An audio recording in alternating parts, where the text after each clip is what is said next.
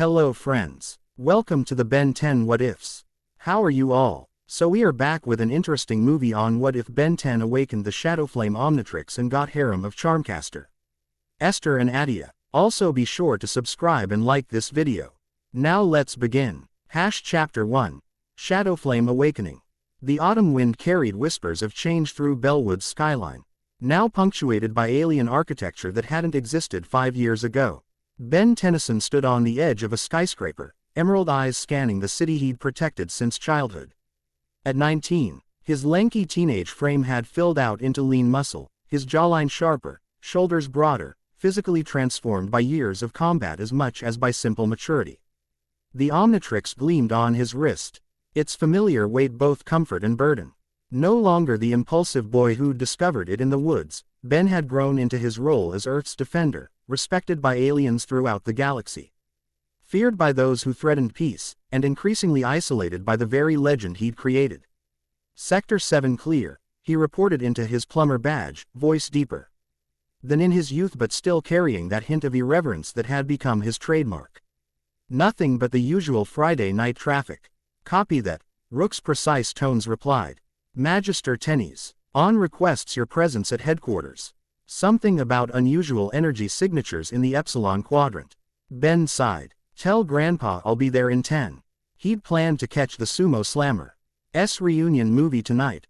One small attempt at normalcy in his decidedly abnormal life. With practiced precision, he activated the Omnitrix, the holographic display of alien forms materializing above the device.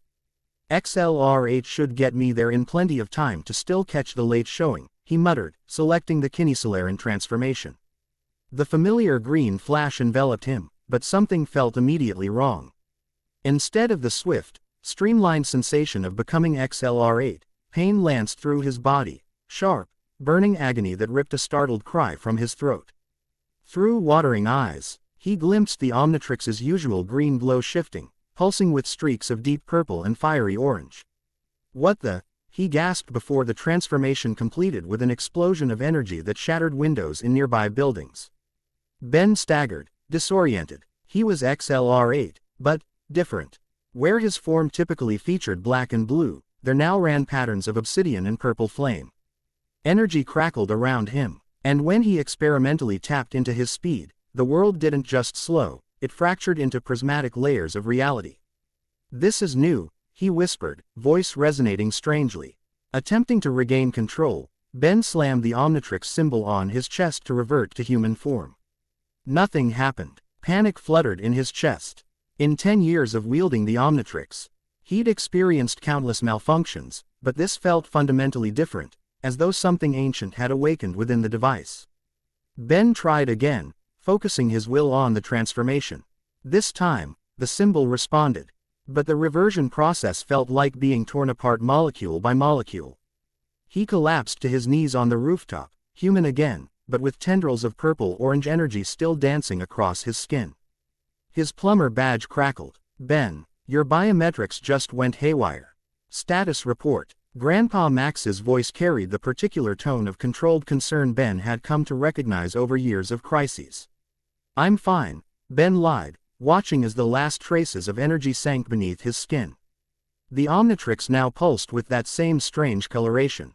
Just a transformation hiccup. I'm on my way. Rising to his feet, Ben felt strangely energized despite the painful transformation.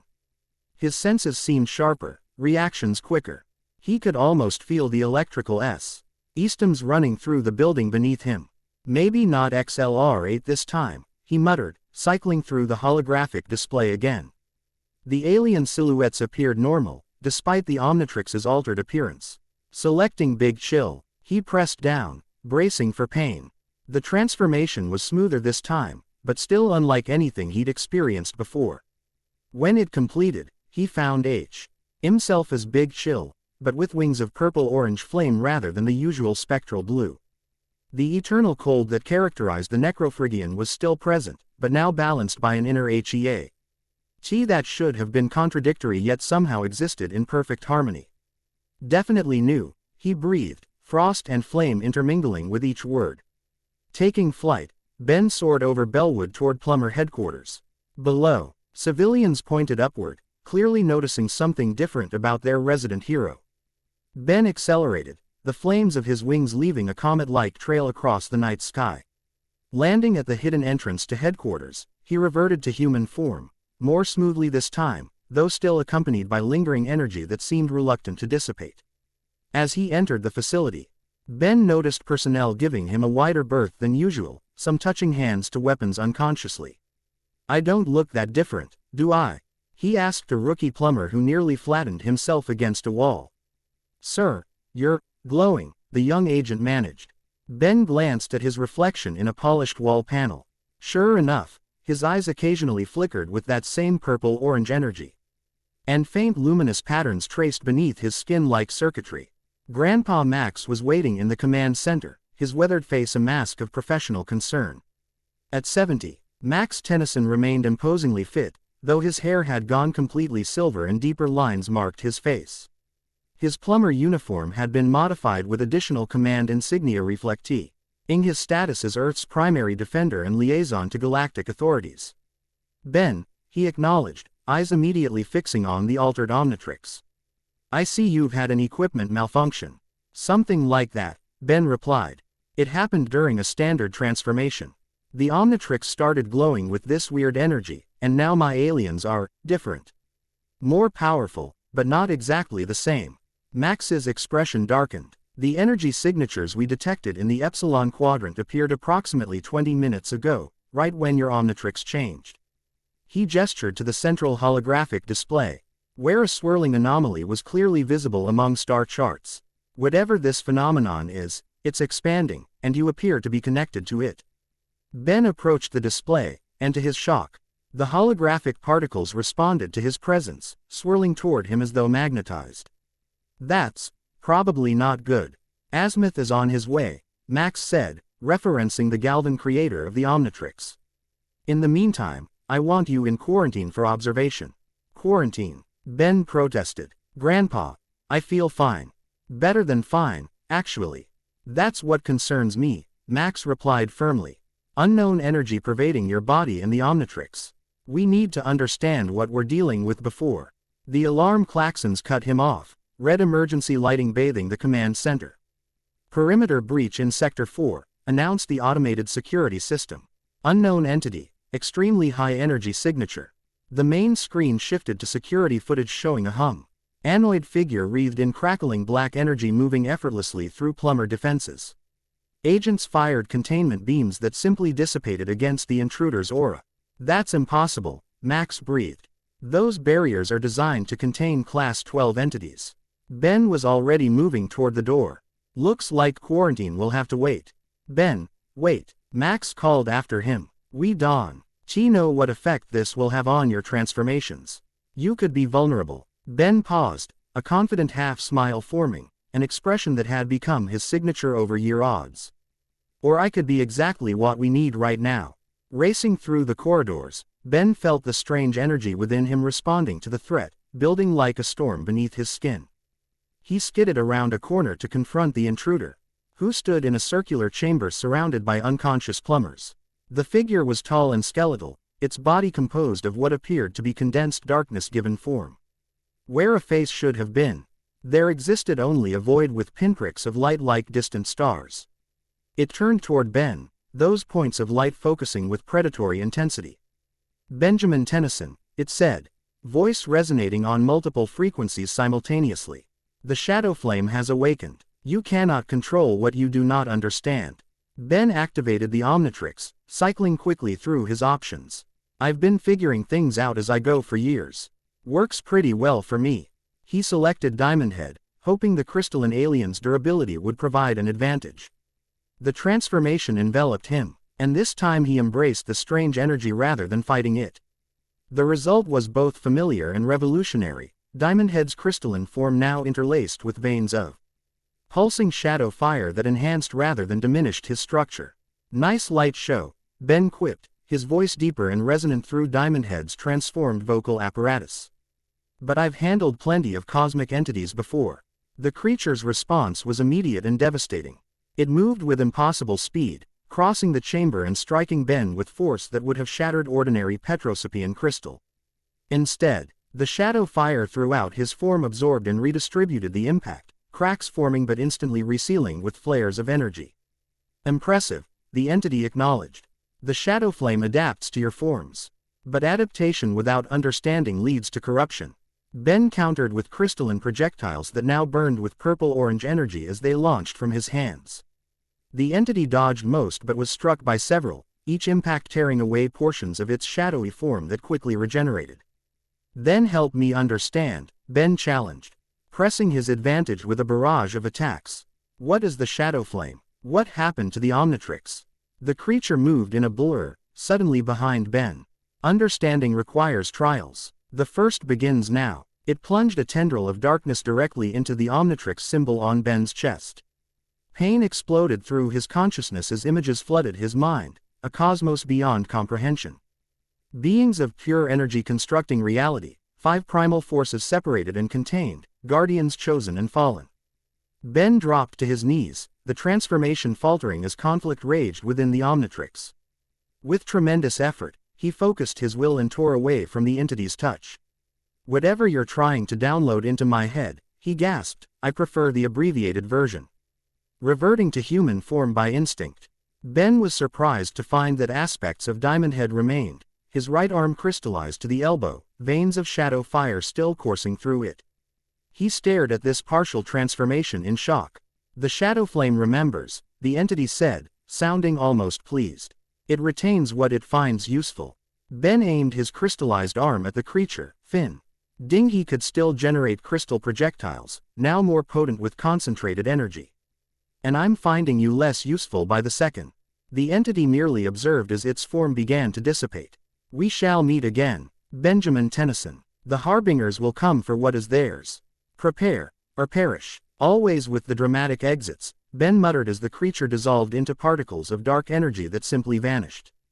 The immediate danger past, Ben examined his partially transformed arm with growing concern. Concentrating, he found he could will the crystallization to recede, Out traces of energy continued to flow beneath his skin. Plumber agents were regaining consciousness around him, including a green-skinned Florana officer who approached cautiously. Sir, what was that entity? She asked. Data pad already in hand. Our scanners couldn't classify it. I'm not entirely sure, Ben admitted, flexing his now human hand. But I think it called itself a harbinger, and apparently, there are more of them. Quote, Max arrived with a security team, his expression grim as he surveyed the damage. Ben, we need to talk. That thing bypassed every security measure we have, like they weren't even there. It was specifically looking for me, Ben replied. Something about the Omnitrix. It called this energy the Shadowflame. Max's eyes widened slightly, recognition flashy. Ing across his features before he carefully controlled his expression. Medical bay, now, no arguments. In the advanced medical facility deep within Plumber headquarters, Ben sat impatiently as scanners analyzed his altered physiology. The Omnitrix continued to pulse with shadow fire energy, occasionally projecting holographic symbols that appeared and vanished too quickly to interpret. Your structure is changing, Drive. Bordis, the squid-like Piscis-Volan physician, reported. The energy appears to be rewriting aspects of your DNA to accommodate itself, creating a symbiotic relationship between you, the Omnitrix. And this, Shadowflame, force. Is it dangerous? Max asked from where he stood, arms crossed. Uncertain, Drive. Bordis replied, manipulating floating holographic displays with his tentacles. It's not destroying tissue or causing mutation. Rather, it appears to be optimizing, enhancing neural pathways, strengthening cellular bonds, improving metabolic efficiency. So it's making me better? Ben asked, raising an eyebrow. Potentially, the doctor cautioned. But any radical change to fundamental biology carries risks. I would recommend deactivating the Omnitrix until Azimuth can examine it. Quote, Ben shook his head. Not an option. You saw what that entity did to our defenses. If more are coming, we need every advantage. Max approached, placing a hand on Ben's shoulder. Ben, I need you to be honest with me. When that thing touched the Omnitrix, what did you see? Ben hesitated, the fractured vision still chaotic in his mind. It was like the beginning of everything. Beings made of pure energy creating or shaping the universe. There was something about 5 primal forces and guardians who were chosen to wield them. Max exchanged a meaningful look with Dr. Bortus, who quietly withdrew to give them privacy. There are stories, Max said carefully, ancient legends even by Plummer standards, about cosmic entities called architects who established order in the early universe. They supposedly created 5 fundamental forces to maintain balance: voidlight, terraflux, etherium, Chronos heart, and Shadowflame. Ben finished, the term resonating within him. You've heard of this before. Max nodded grimly. Only in restricted archives. The legends claim each force was entrusted to a guardian race who would prevent any single power from dominating. But the stories end with warnings about corruption and fallen guardians called Harbingers, Ben supplied. That's what it called itself. It said the Harbingers would come for what is theirs. If these legends have any truth, Max said, and this, Shadowflame, energy has somehow bonded with the Omnitrix, we could be facing an interdimensional conflict beyond anything we've encountered. Ben looked down at the altered device on his wrist. Just another Tuesday then. Max didn't smile. This isn't a joke, Ben. If the archives are correct, the Harbingers were Guardia NS who became consumed by their cosmic forces, transformed into entities that exist only to gather and contain corrupted energy. If they're coming for you, then I need to master this power before they arrive, Ben concluded. Starting with figuring out why I'm keeping alien traits after transformation. As if in response to his words brightly, and Ben felt a strange sensation, as though Noel DGE were being directly impressed upon his consciousness. The Shadowflame, it's communicating, he said slowly. Not with words, but with understanding. The transformation retention is intentio. Null. It's how the original Guardians operated. They didn't fully transform. They incorporated the most useful aspects of different species. That would explain the partial crystallization earlier, Max noted. But can you control it? Ben concentrated on the lingering energy patterns he could feel throughout his body. With deliberate focus, he channeled the Shadowflame toward his left arm, Visua. Lizzing heat blasts pyrokinetic capabilities. To his amazement, his arm transformed partially, taking on pyronite characteristics with flames of purple-orange rather than standard red-yellow. This is incredible, Ben breathed, manipulating the flames with practiced ease despite never having attempted a partial transformation before. It's also untested and potentially dangerous, Max cautioned. Until Azimuth arrives, I want you to minimize use of these new abilities. Ben allowed the transformation to fade, though he could still feel the potential humming beneath his skin. I understand the concern, but we need to be prepared. Those Harbingers weren't making empty threats. Max sighed, recognizing the determined set of his grandson's jaw. At least stay at headquarters tonight for monitoring. We can set up a training scenario in the morning to test the limits safely. Deal, Ben agreed, then hesitated. Grandpa, have you ever heard of Guardians on Earth? If these cosmic forks were distributed throughout the universe, there are mentions of a Terran Guardian in the archives, Max admitted. But the records are fragmented, thousands of years old. Nothing conclusive. Their conversation was interrupted by an alert from Max's command badge. Magister Tennyson, we have an interdimensional breach at the perimeter. Magical signature detected. Ben was immediately alert. Magical. Could be another harbinger. Or someone drawn by the energy you're emitting, Max countered, already moving toward the door. Either way, stay behind me until we identify. The Medica bay doors slid open before they reached them, revealing a figure that caused both men to stop short.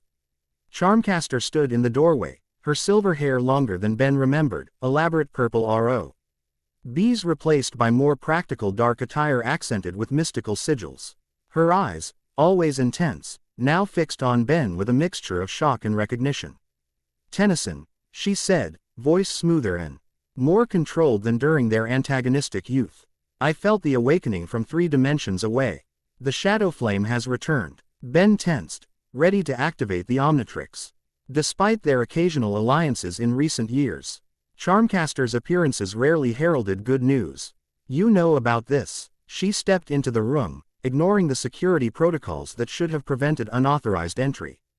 With a casual gesture, she manifested a sphere of magical energy that pulsed in perfect synchronization with the Omnitrix. Know about it? Charmcaster smiled enigmatically. Ben, I've spent the last 5 years searching for it. The question is, do you have any idea what you've become? Max moved protectively toward Ben. Hope, he addressed her by her real name, whatever you're here for. I'm here because the dimensional barriers are thinning, she interrupted, her expression deadly serious. I'm here because ancient powers are stirring that the plumbers are woefully unprepared to face. And I'm here because, she gestured toward Ben, he's radiating enough Shadowflame energy to attract every cosmic predator within 50 galaxies. Ben stepped forward, past his grandfather's protective stance. Then help me understand it. The Harbinger said this power would corrupt me without understanding. Charmcaster studied him thoughtfully, her expression softening slightly. It might, at that. The Shadowflame isn't simply energy, Tennyson. It's primordial will given form, the cosmic force of transformation and adaptation. She approached, extending her hand toward the Omnitrix. May I? After a moment's hesitation, Ben offered his wrist. Her fingers hovered over the device, tracing arcane patterns in the air that caused the shadow fire energy to respond, coalescing into more coherent patterns. Fascinating, she murmured. The Omnitrix's containment matrix has somehow become a perfect vessel for the Shadowflame. It should have consumed you instantly, yet instead, it's working with me, Ben finished, enhancing the transformations, letting me keep abilities in human form. Charmcaster's eyes narrowed. Show me. Ben glanced at Max, who nodded reluctantly. Concentrating, Ben channeled the energy again, this time focusing on multiple alien traits simultaneously. His right arm took on aspects of Diamond Head's crystalline structure, while his left manifested 4 arms enhanced musculature and red coloration. The transformation was controlled, precise, and accompanied by wisps of shadow fire that danced around his altered limbs. Impossible, Charmcaster whispered, genuine awe in her voice. The legends said only the original Guardians could harness multiple essences simultaneously. What happened to them? Ben asked, allowing the transformations to fade. A shadow crossed her features. They fell, one by one, corrupted by the very forces they were meant to control. The Shadowflame Guardian was among the last to turn, becoming the most dangerous of the Harbingers. And now this power is inside the Omnitrix, Max said grimly. Inside Ben. Not exactly, Charmcaster corrected. The Shadowflame you possess is purified, somehow. The Omnitrix must have filtered it during the binding process. She fixed Ben with an intense gaze. This is unprecedented, Tennyson. You've been given power that hasn't existed in its pure form for millennia. Ben absorbed this, feeling the weight of responsibility settling alongside the energy flowing through him. So these Harbingers, they're coming to what? Take it back. Purify it, or consume it, Charmcaster said bluntly. The Harbingers exist in a state of constant hunger, seeking to gather and contain the scattered fragments of their original forces. If they sense purified Shadowflame, then Ben needs protection, Max concluded. Magical wards, containment protocols. Those won't be sufficient, Charmcaster interrupted. The Harbinger that found him today was merely a scout. Hen the true Shadowflame Harbinger comes. She shook her head. No shield will protect him. He needs to master this power, quickly.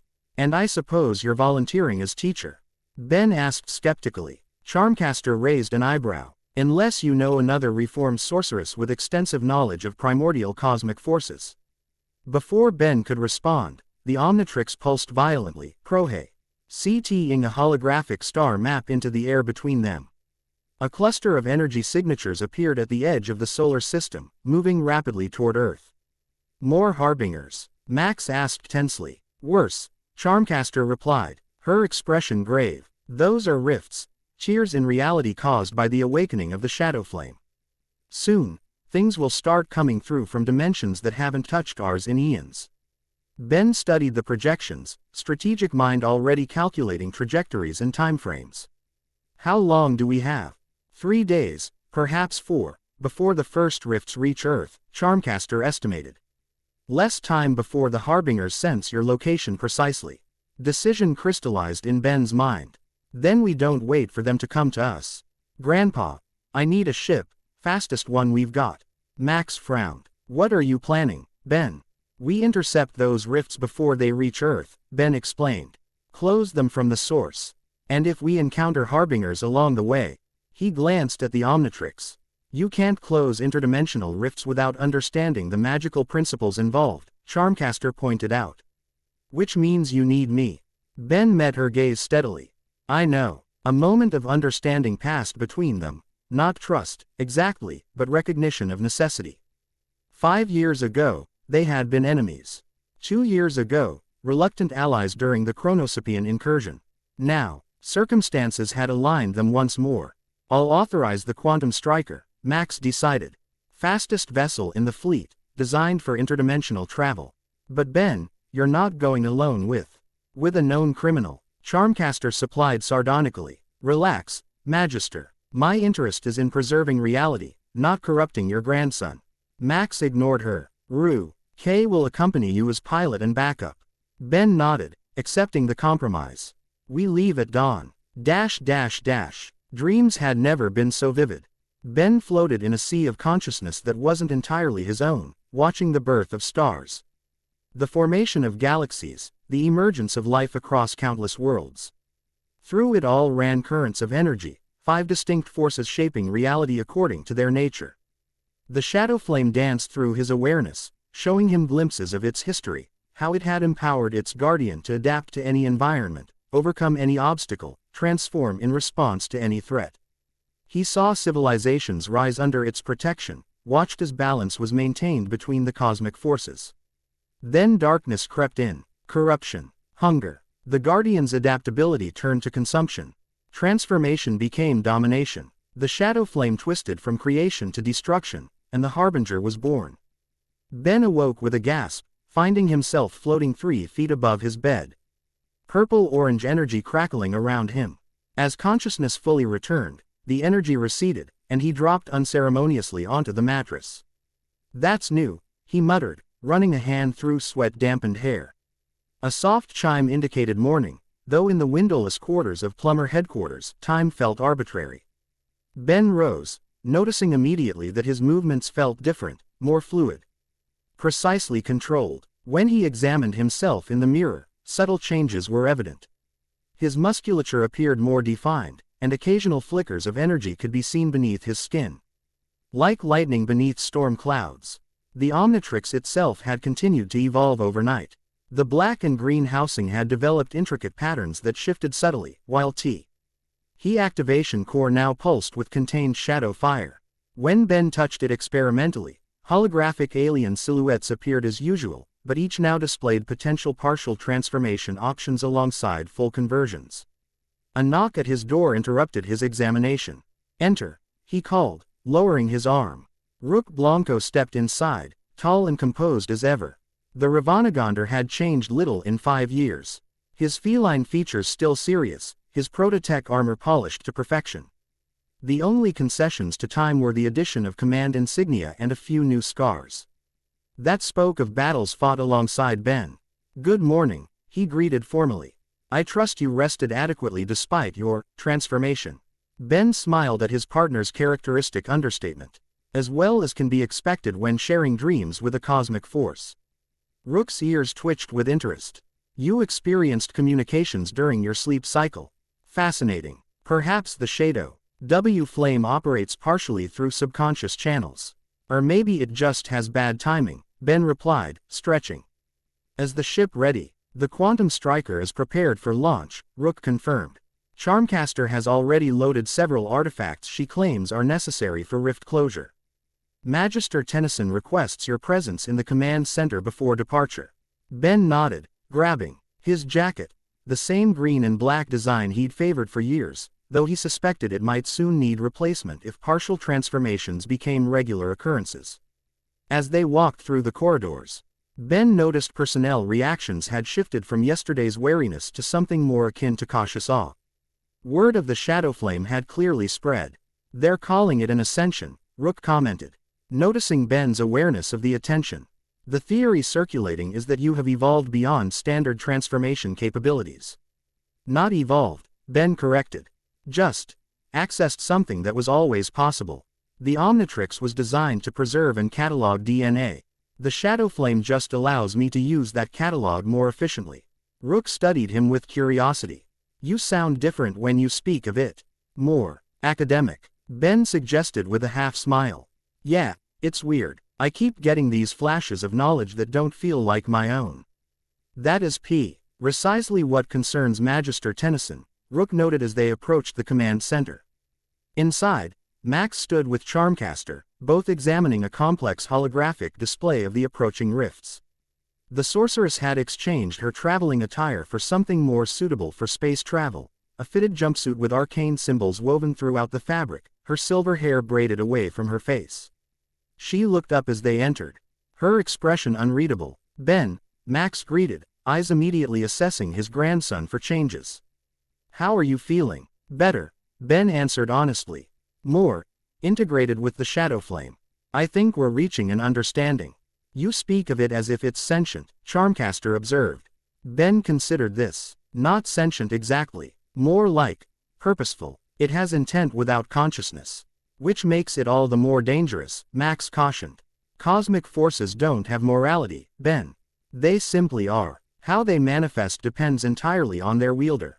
I know, Ben said seriously. That's why I need to master this quickly. Max nodded, seemingly satisfied with Ben's awareness of the risks. He gestured to the holographic display. The rifts have accelerated. First contact now projected in 68 hours. Ben studied the projections, noticing patterns that would have been meaningless to him days ago. They're following Y lines, cosmic energy channels that connect dimensional weak points. Charmcaster raised an eyebrow, impressed despite herself. Very good, Tennyson. Perhaps you were paying attention during our previous encounters after all. I always pay attention, Ben replied with a hint of his old cocky grin.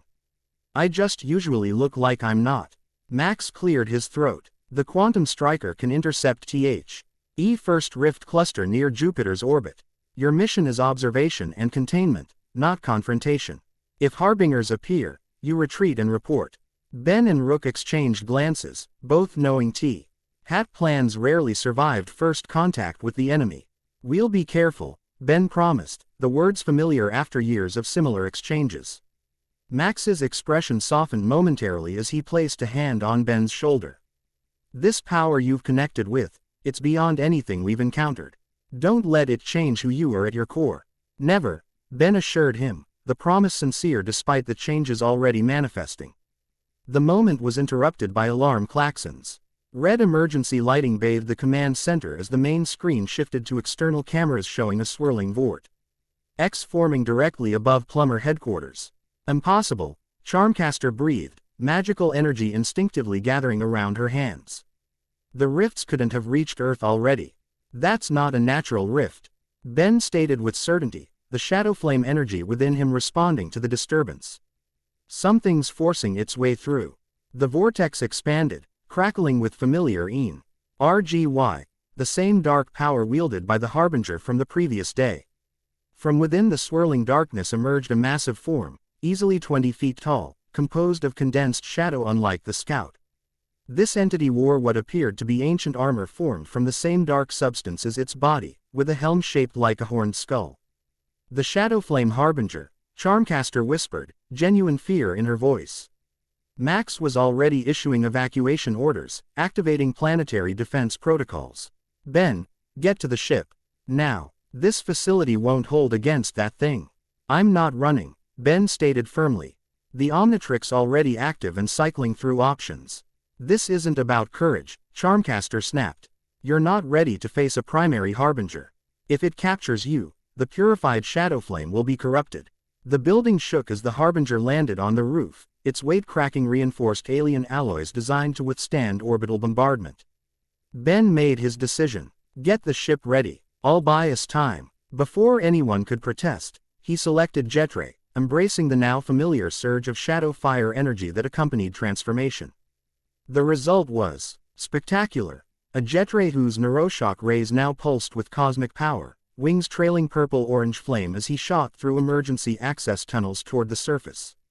Emerging into daylight, Ben faced the Harbinger directly. Up close, the entity was even more imposing, a void-given form, primordial darkness shaped into warrior aspect. Within its helm, stars burned like distant eyes, focusing on Ben with predatory intensity. Guardian, it acknowledged, voice resonating on multiple frequencies simultaneously. You wear my essence, yet you are not corrupted. A fascinating anomaly. I get that a lot, Ben replied, circling the entity cautiously. Let me guess. You've come to take back what's yours. The Harbinger made a sound like tectonic plates shifting, perhaps laughter. What was mine was corrupted eons ago. What you possess is purified, reborn. I have come to ensure it remains so. This wasn't the response Ben expected. You're not here to fight me. That depends entirely on you, Benjamin Tennyson. The Harbinger replied. The awakening of purified Shadowflame has disrupted the cosmic balance.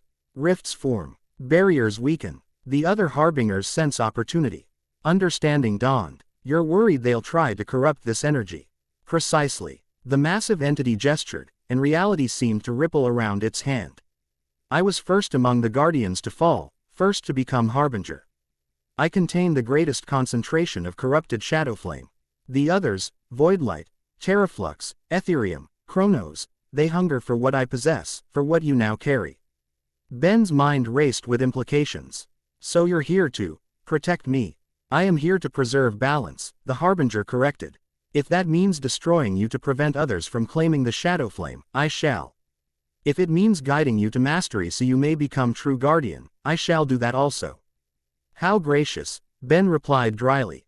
And these rifts, are they your doing? A consequence of awakening, the Harbinger explained. When purified Shadowflame emerged, reality responded. The barriers between dimensions weaken wherever cosmic ley lines intersect.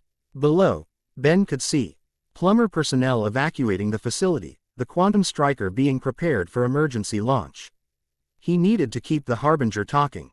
You mentioned becoming a true Guardian. What exactly does that entail? The Harbinger seemed to study him, those star-like eyes burning brighter. Mastery of transformation beyond mere physical change. Understanding of cosmic balance and your role within it. Willingness to preserve that balance regardless of personal cost. Sounds like a lot of responsibility, Ben noted, continuing to circle, keeping the Harbinger's attention fixed on him. It is existence itself, the entity replied solemnly. But you already bear great responsibility, do you not? The Omnitrix, Earth's protection, the maintenance of peace across 5 galaxies. Ben couldn't argue with that assessment. Fair point. So what happens now? The Harbinger extended a massive hand, darkness swirling above its palm to form a small orb of concentrated energy. A choice. Accept my guidance and learn to master the Shadowflame before the rifts bring chaos to your world.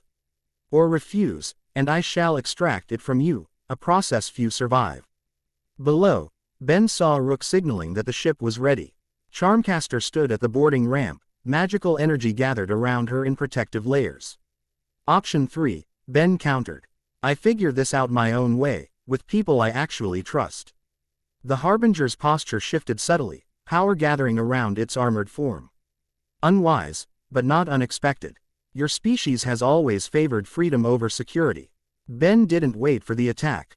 With practiced precision, he fired concentrated neuroshock rays directly at the Harbinger's helm, the beams now enhanced with shadow fire energy that pierced the entity's natural defenses. The Harbinger staggered back, clearly surprised by the effectiveness of the assault. Taking advantage of the momentary disruption, Ben dove toward the quantum striker, transforming mid-flight back to Huma. N form while retaining Jetray's neuroshock capability in his hands. Go, he shouted as he landed on the boarding ramp beside Charmcaster. The sorceress didn't need to be told twice.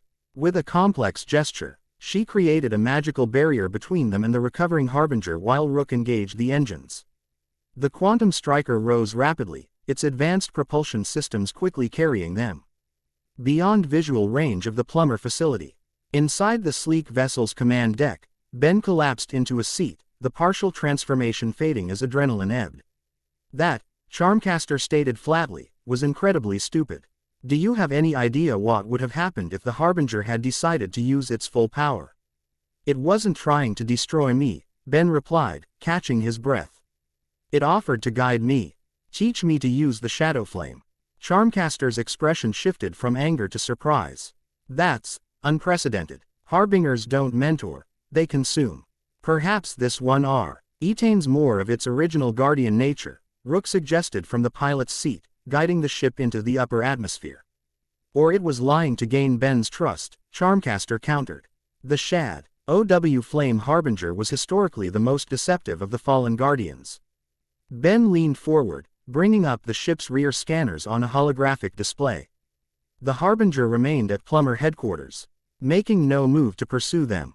Instead, it appeared to be examining the facility with methodical interest. I don't think it was lying, Ben said slowly. It seemed genuinely concerned about the other Harbingers getting access to the purified Shadowflame. Self-interest, Charmcaster dismissed. If another Harbinger consumed that energy, the balance of power would shift. We can debate motivations later. Rook interrupted, indicating the navigation display. The first rift cluster will intersect Jupiter's orbit in approximately 12 hours. We should prepare containment protocols. Ben nodded, pushing aside his fatigue. Charmcaster, what do we need for rift closure? The sorceress hesitated, studying Ben with narrowed eyes before apparently deciding to cooperate. Our dimensional rifts require 3 components to close: identification of their resonant frequency, a containment spell to stabilize the edges, and sufficient power to force them shut. I'm guessing that's where I come in. Ben asked. The Shadowflame is essentially pure transformation energy, Charmcaster confirmed. In theory, you could use it to transform the rifts themselves, returning them to stable spacetime. In theory, Ben repeated skeptically. Charmcaster shrugged. No one has wielded purified Shadowflame in millennia. We're in uncharted territory. Ben examined the Omnitrix, WH. It continued to pulse with contained energy. Then I need practice before we reach Jupiter. Rook, set a course that gives us maximum travel, his partner confirmed. Orbital trajectory will provide 14 hours 23 minutes before intercept. Good. Ben stood, feeling the Shadowflame responding to his resolve. Charmcaster, I need you to help me understand exactly what this power is capable of. She considered him for a long moment. Why trust me, Tennyson? We've hardly been friends. Because right now, you're the only person who understands what we're facing, Ben answered honestly. And because whatever our past, neither of us wants to see reality torn apart by interdimensional rifts. A ghost of a smile touched her lips. Fair enough. But understand this, the Shadowflame responds to will and intent. If your resolve wavers, if doubt creeps in, it will consume rather than empower. My will has never been the problem, Ben replied with confidence earned through years of facing impossible odds. Let's get started. As the quantum striker accelerated toward Jupiter, Ben Tennyson began the most important training of his life, learning to harness a cosmic force that could either save reality or tear it apart. Behind them, Earth grew smaller, while ahead, the first rifts in the fabric of existence awaited their arrival. Unknown to the ship's occupants, a small Shadow detached itself from the quantum striker's hull, a fragment of the Harbinger, silently observing, waiting to see if this unlikely guardian would rise to the challenge or fall like all who had come before. Chapter 1 End Chapter 2, Arcane Reconciliation. The quantum striker carved a gleaming path through the void between Earth and Jupiter, its advanced propulsion system leaving a subtle trail of blue-white energy against the star-speckled backdrop. Within the ship's central chamber, a space converted from cargo hold to makeshift training arena, purple-orange light flared brilliantly, followed by the sound of someone hitting the floor with considerable force. Again, Charmcaster commanded, not bothering to hide her impatience. She stood with perfect posture at the chamber's edge, silver hair catching the overhead lights. Her expression revealing nothing beyond cool assessment. Ben groaned from where he lay sprawled on the training mat. You said channel the energy through intention. Not that you'd blast me across the room if I succeeded. I said channel it with precision, she corrected, approaching with measured steps. The Shadowflame responds to emotion as much as intention. Your frustration is making it erratic. 3 hours into their training session, Ben had mastered basic energy projection but struggled with the finer control Charmcaster insisted was crucial. Successful manifestation resulted in disproportionate power that the sorceress then redirected against him, ostensibly as a lesson in consequences. Maybe, Ben suggested, pushing himself upright. A different teaching approach might help. One with fewer magical concussions. A hint of amusement flickered across Charmcaster's face. Would you prefer I coddle you, Tennyson? Tell you how impress? Seize your raw power as while reality unravels around us. I'd prefer constructive feedback over getting tossed around like a rag doll, he countered, rolling his shoulders to work out the stiffness. Charmcaster studied him for a moment, then sighed. Fine, watch closely. She extended her right hand, palm upward. A perfect sphere of lavender energy materialized above it, spinning slowly. Magi. C requires 3 components: will to direct, emotion to fuel, and knowledge to shape. Your will is strong enough, stubborn hero that you are, and your emotions run hot as they always have. It's the knowledge component you're missing. Ben approached, observing how the energy maintained perfect cohesion despite its obvious power. The Shadowflame keeps feeding me information, but it's fragmented. Flashes of understanding without context. Quote, because you're trying to intellectualize a force that predates intellect itself, Charmcaster explained, allowing the sphere to dance between her fingers with casual mastery. The Shadowflame doesn't think, it adapts. Stop trying to understand it and start feeling how it wants to move. Ben considered this, looking down at the Omnitrix where Shadowfire E. Energy continued to pulse beneath its surface. Like when I transform, I don't think about becoming Diamondhead, I feel what it means to be Petrosapian. Exactly. Charmcaster dispelled her energy sphere with a flick of her wrist. The Shadowflame is transformation in its purest form. It doesn't just change physical reality, it adapts to what reality needs. Something clicked in Ben's understanding. He closed his eyes, focusing not on directing the energy but on sensing what form it wanted to take. The Omnitrix responded immediately, shadow fire flowing up his arm in delicate patterns rather than the chaotic bursts of previous attempts. When he opened his eyes, his arm had partially transformed, not into any specific alien form, but into something new. Crystalline structures like diamond heads grew from his forearm, but they pulsed with internal energy reminiscent of NRG's radioactive power, all wrapped in a network of shadow fire that somehow made the combination stable. Now that, Charmcaster said with genuine approval, is progress. Ben examined the transformation with fascination. It's like the Omnitrix is finding the optimal combination for the situation. The Shadowflame is doing what it was designed to do, adapt. Charmcaster circled him, examining the transformation from different angles. The original Guardians could instantaneously evolve to overcome any threat, combining traits from thousands of species across the cosmos. Why haven't I heard of these Guardians before? Ben asked, carefully testing the capabilities of his transformed arm. You'd think beings that powerful would be common knowledge. Charmcaster's expression darkened. History is written by the survivors, Tennyson. When the Guardians fell, becoming harbingers, much was lost. What remains exists only in the oldest magical texts, many of which are, she hesitated, in my father's collection. The mention of her father, the powerful sorcerer Hex, hung in the air between them. Ben knew little of what had happened to Hex in recent years. The villain had simply disappeared from public confrontations, though rumors occasionally surfaced of arcane research in dimensions beyond normal perception.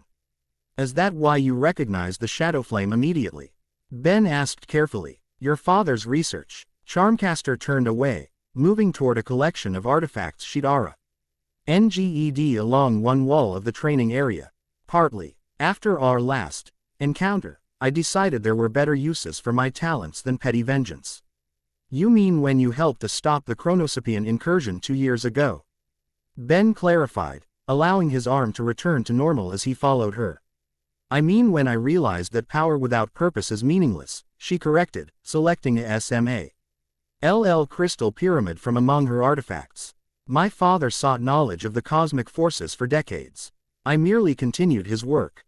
Ben watched as she activated the pyramid, which projected ancient symbols into the air between them, glyphs that shifted and rearranged themselves continuously. These are the earliest known recordings of the Guardian era, Charmcaster explained, her voice taking on a scholar's precision. 5 beings of immense power, each embodying a cosmic force. Voidlight, the force of space and nothingness. Terraflux, the force of matter and substance. Ethereum, the force of energy and spirit. Chronos heart, the force of time and causality. And Shadowflame, the force of transformation and adaptation. Ben finished, the knowledge resonating with what the energy had shown him in dreams. Charmcaster nodded. For millennia, they maintained cosmic balance.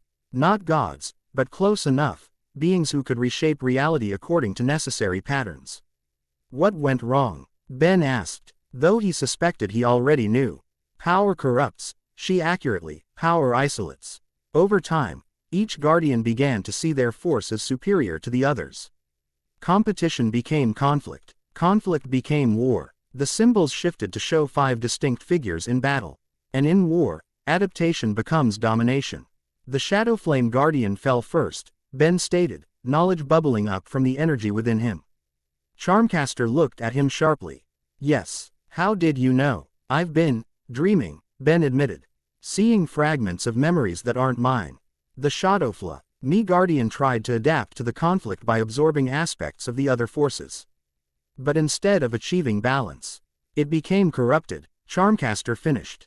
Adaptation turned to consumption. The Guardian became Harbinger, a being that exists only to contain and control corrupted cosmic energy.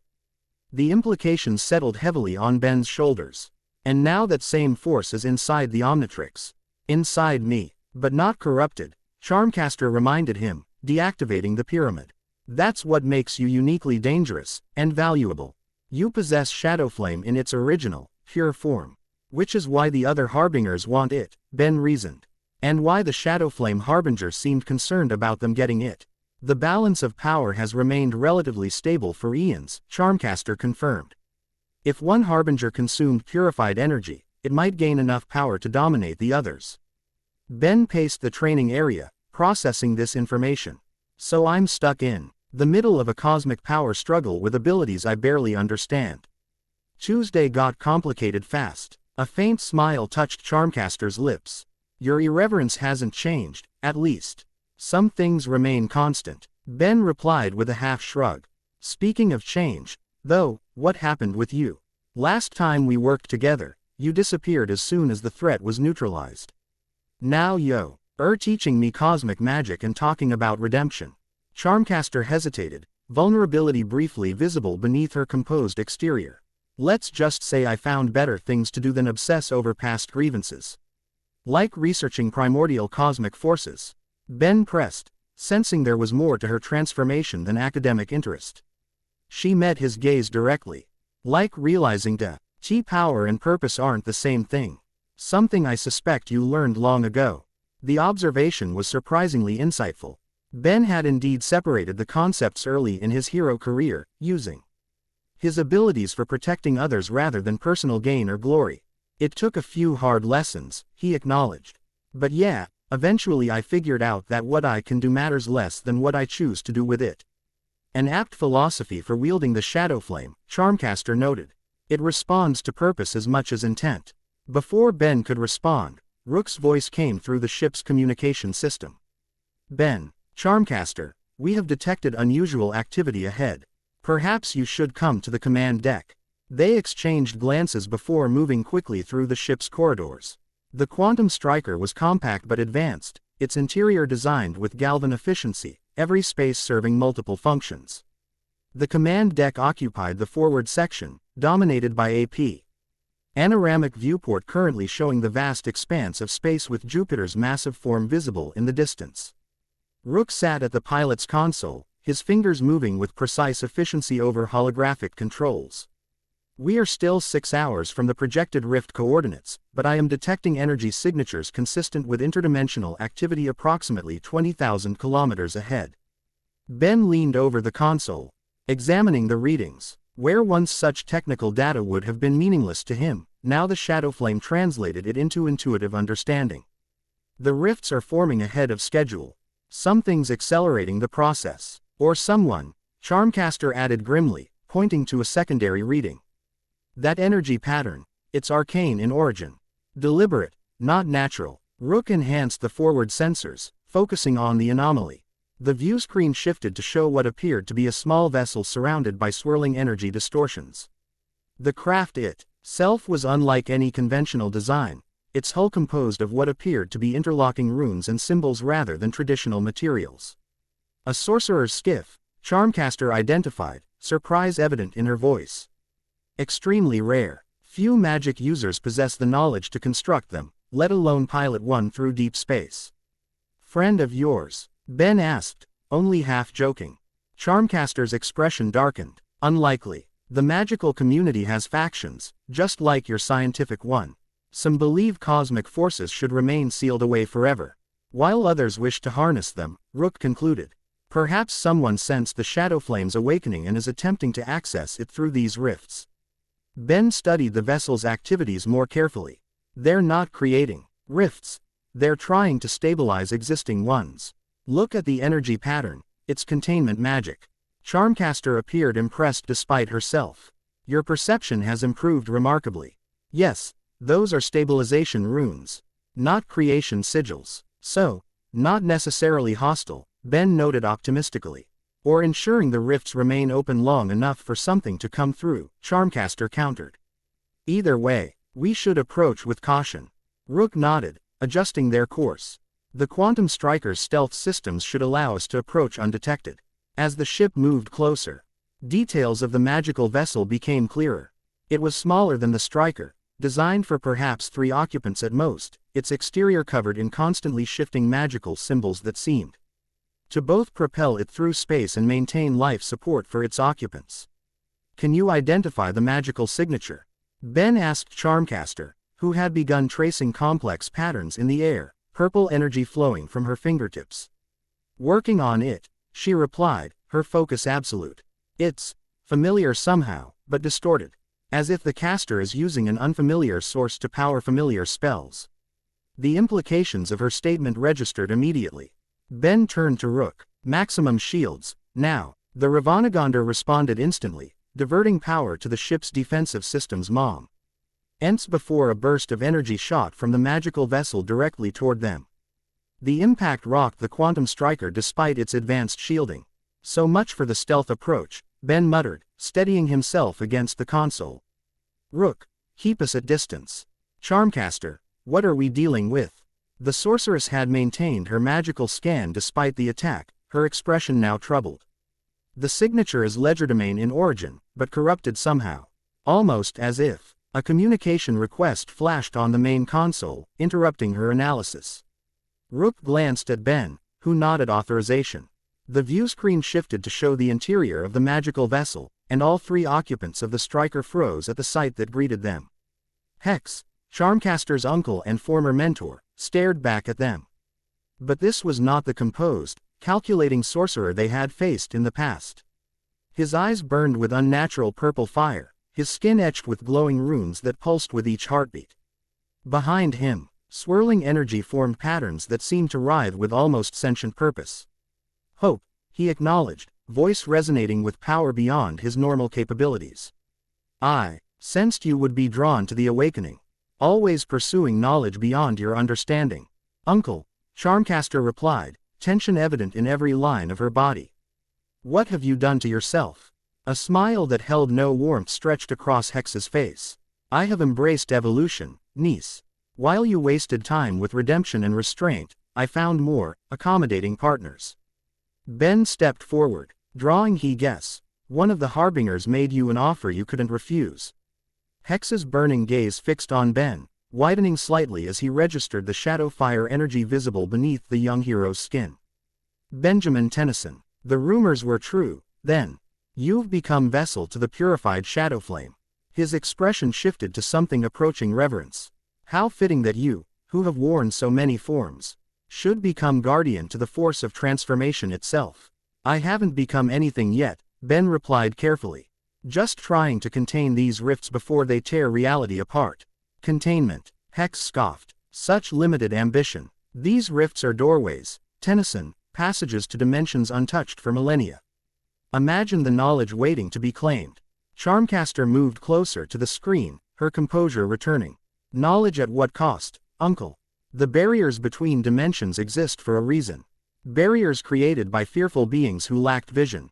Hex countered dismissively. The Harbingers have shown me truths beyond mortal comprehension. The Voidlight Harbinger particularly values my services. Ben and Charmcaster exchanged alarmed glances. The Voidlight Harbinger, Ben repeated. Let me guess. Tall, dark, and comprised mostly of empty space with stars for eyes. Hex's expression confirmed the assessment. An entity of singular vision. It seeks balance through unification, the return of all cosmic forces to their original, singular state. That's not balance, Charmcaster argued. That's annihilation. The cosmic forces were separated for a reason. A perspective you'll soon have opportunity to reconsider, Hex replied cryptically. His attention returned to Ben. The shadow flame within you is the key, Tennyson. Purified, undiluted. The catalyst needed to initiate the Great Convergence. Not interested in being anyone's catalyst, Ben stated firmly. We're here to close these rifts, not open them further. Hex smiled again, the expression chilling in its certainty. Your cooperation is preferred but not required. The void light seeks what you possess. It cannot be denied. The communication terminated abruptly, and the magical vessel accelerated toward the distortions ahead. That's not ominous at all, Ben commented, turning to Charmcaster. Your uncle always had megalomaniacal tendencies, but this seems extreme even for him.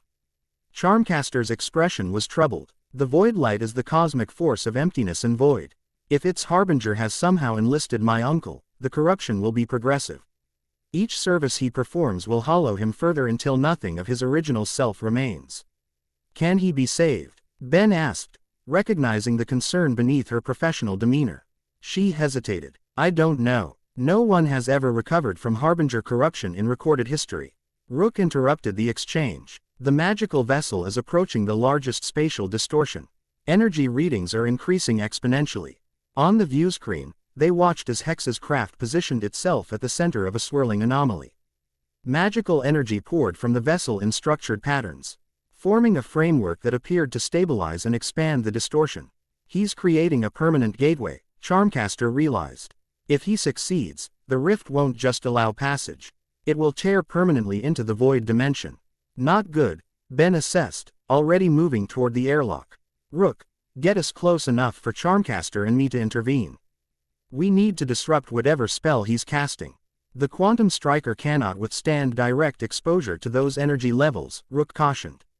And space suits would provide insufficient protection. Ben raised his arm, where the Omnitrix pulsed with shadow fire energy. Who said anything about space suits? Understanding dawned on Charmcaster's face. The shadow flame could protect us, create an adaptive barrier against the void. Exactly, Ben confirmed. I just need to figure out how to extend it beyond myself. Charmcaster considered for a moment before retrieving a small crystal from her collection of artifacts. This is a synchronization focus. Magical practitioners use them to align their energies for complex spellwork. She held it out to Ben. If I attune it to both of us, you might be able to extend your protection through it. Ben accepted the crystal, which immediately began to glow with purple-orange light as it contacted his skin. Worth a shot. Rook, get us as close as you safely can, then stand by for extraction. Understood, the Ravanagonder replied, already plotting an intercept course. But Ben, please exercise caution. We know very little about how the shadow flame might interact with void light energy. When have I ever not been cautious? Ben asked with a grin that earned him flat looks from both his companions. Okay, fair point, but this time I have cosmic power and a competent sorceress watching my back. Quote, Charmcaster raised an eyebrow at the backhanded compliment but focused on attuning the crystal, tracing complex patterns over its surface while murmuring ink. Annotations in a language that seemed to shift between syllables. As the quantum striker approached the growing distortion, the ship's sensors registered increasing strain on its shields. Through the viewport, space itself appeared to be folding inward, creating a tunnel-like structure with Hex's vessel at its heart. We will be within optimal range in 30 seconds, Rook reported. But we cannot maintain position for long. Ben nodded, turning to Charmcaster. Ready. She completed her incantation, the crystal now pulsing in perfect synchronization with the Omnitrix. As ready as possible given the circumstances. Together they moved to the airlock, Ben cycling through the Omnitrix's display until he found what he sought, a new silhouette that seemed to be a hybrid of multiple alien forms rather than any single species. Let's see what the Shadowflame considers optimal for void travel, he said, activating the transformation. The energy flow was different this time, smoother, more focused. When it cleared, Ben had become something unprecedented. His form combined elements of Alien X's cosmic appearance, Big Chill's phasing capabilities, and NRG's radiation resistance, all uni. fied by networks of shadow fire that flowed like living circuitry throughout his body. Adaptive composite, he named himself instinctively, voice resonating on multiple frequencies simultaneously. Perfect for interdimensional travel. Charmcaster stared, genuine awe breaking through her composed exterior. The legends were true. The Shadowflame can create optimized forms for any situation. Ben extended a hand toward her, the synchronized crystal floating between them. Let's test that theory. As Charmcaster took his hand, the crystal flared brilliantly. Shadow fire energy extended from Ben to encompass her, creating a protective aura that matched her own magical signature, adapting to her specific needs rather than simply replicating his protection. Fascinating, she breathed, examining the energy field surrounding her. It's not just shielding me, it's enhancing my magical capabilities. The quantum striker is in position, Rook's voice came through their communicators. You have approximately 5 minutes before shield failure becomes probable. Understood, Ben replied, opening airlock now. As the outer door slid aside, the vacuum of space rushed to claim them, ONL. Why to be perfectly countered by their respective protective fields. They stepped out onto the hull of the striker, facing the massive distortion now dominating the view ahead. From this vantage, the T-Rue scale of Hex's working became apparent. The sorcerer had created an intricate framework of magical energy that was systematically unfolding space itself, creating a stable passage to somewhere else. Through the growing aperture, they could glimpse a realm of absolute darkness punctuated by distant lights that moved with disturbing purpose. The void dimension, her voice hushed despite their communication link. Home realm of the Voidlight Harbinger. If that gateway stabilizes completely, then Earth gets a very unwelcome visitor, Ben finished. Not happening on my watch. You see. In his adaptive form's natural abilities, Ben propelled them from the striker toward Hex's vessel, the vacuum of space offering no resistance to their movement.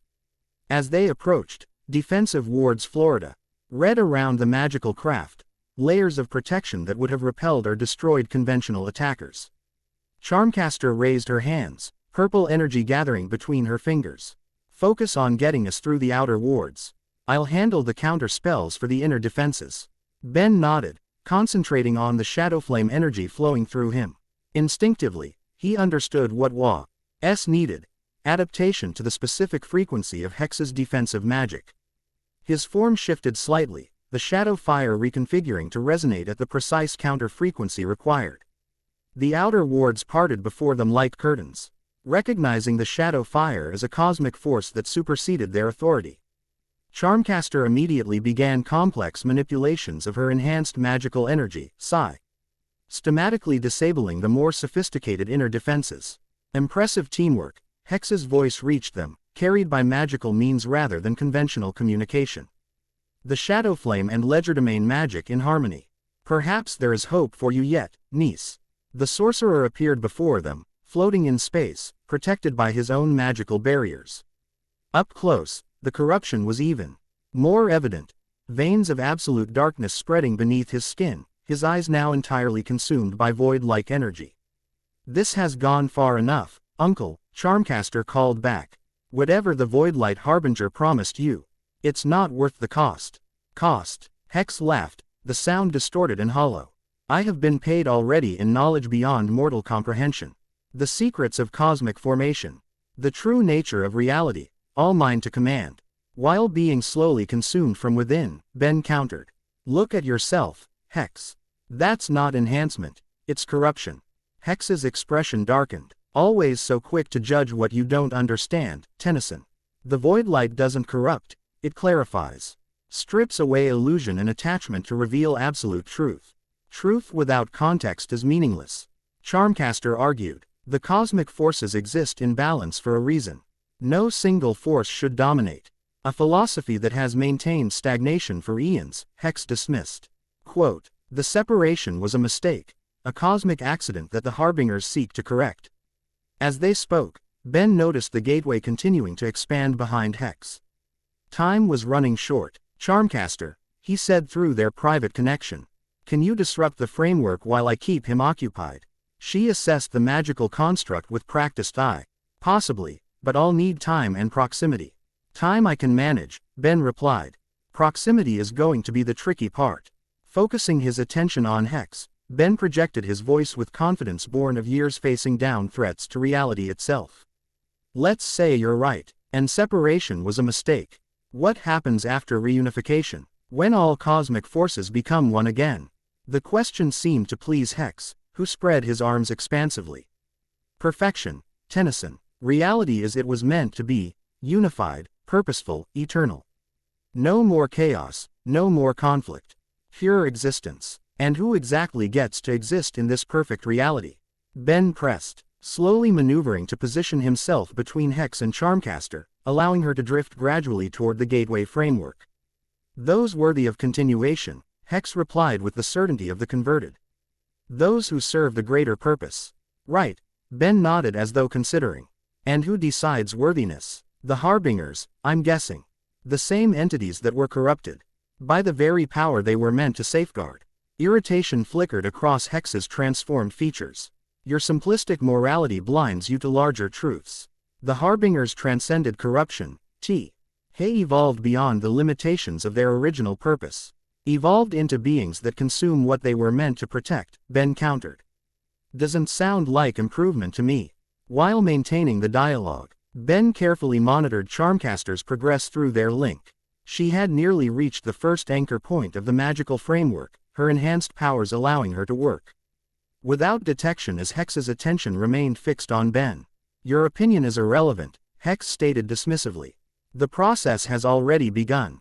The Voidlight Harbinger approaches. Soon, it will aim the Shadowflame you so inadequately wield, and the Great Convergence will accelerate.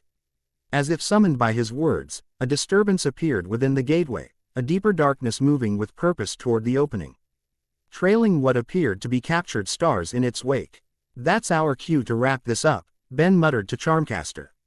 How much longer? Almost. There, she replied, her concentration absolute as she manipulated counter sigils into the framework's structure. I need 30 more seconds. Time we don't have, Ben observed as the approaching entity accelerated. Making a split-second decision, Ben charged directly at Hex, shadow fire coalescing around his fists. The sorcerer raised defensive barriers, but Ben's adaptive form analyzed and countered each spell as it formed. The Shadowflame intuitively understanding the magical principles faster than Hex could implement them. They collided in a spectacular discharge of cosmic and arcane energies. Hex, for all his enhanced power, found himself overwhelmed by the pure adaptability of Ben's assault. Each offensive spell was met with precisely calibrated defense, each defensive ward countered by perfectly targeted attack. Impossible, Hex snarled as a particularly powerful blast sent him tumbling backward. No mortal could adapt so quickly to high-order magical theory. Not exactly operating on mortal limitations at the moment, Ben replied. Pressing his advantage, the Shadowflame remembers magic from before your species existed. Through their link, Ben felt Charmcaster's triumph as she completed her sabotage of the framework. It's done, she called. The destabilization sequence is active. The magical structure began to vibrate, energy patterns shifting from organized harmony to accelerating chaos. The gateway, previously expanding smoothly, now pulsed erratically as conflicting instructions tore at its foundations. Hex realized what was happening too late. No, he roared, abandoning his battle with Ben to rush toward the framework. The alignment is critical. The Harbinger approaches. Within the gateway, the encroaching darkness had nearly reached the threshold, its form becoming more distinct, a void-given shape. Trailing captured stars like prizes of war, its attention now fixed directly on Ben and the shadow fire energy he wielded. Time to go, Ben decided, reaching for Charmcaster through their link. As she grasped his hand, he channeled the Shadowflame into pure acceleration, propelling them away from the collapsing gateway toward the waiting quantum striker. Behind them, Hex worked frantically to stabilize his creation, pouring corrupted power into the failing structure. For a moment, it seemed he might succeed. The framework's vibrations slowed, the gateway momentarily steadying. Then reality reasserted itself. The counter sigils Charmcaster had integrated reached critical mass, triggering a cascading failure throughout the entire construct. Magic and void energy collided catastrophically, creating an implosion that consumed Hex's vessel in an instant. Uncle, Charmcaster cried out, twisting in Ben's grip to witness the destruction. For one terrible moment, They glimpsed Hex silhouetted against the collapsing gateway, his form already half consumed by void energy, amplitude, sending a shockwave of displaced spacetime in all directions. Ben reacted instinctively, pulling Charmcaster close and maximizing his adaptive shielding as the wave struck them. The force sent them tumbling through space, the Shadowflame barely maintaining cohesion against the combined assault of magical backlash and void energy. Rook. Ben called through their comms. Emergency extraction. The Quantum Striker was already moving to intercept, its pilot demonstrating the precision control that had made him legendary among plumbers. As the ship swept beneath them, the upper airlock opened, and Rook's voice came through clearly despite the interference. Bra. CE for artificial gravity engagement in 3, 2, 1. The sensation of falling overtook them as the Striker's gravity pulled them into the waiting airlock. They landed hard on the deck as the outer door sealed behind them. The ship already accelerating away from the turbulent region of space. As atmosphere filled the chamber, Ben reverted to human form, the extraordinary drain of maintaining the adaptive composite finally catching up to him. Beside him, Charmcaster knelt, her enhanced magical aura fading as the synchronized crystal's glow dimmed.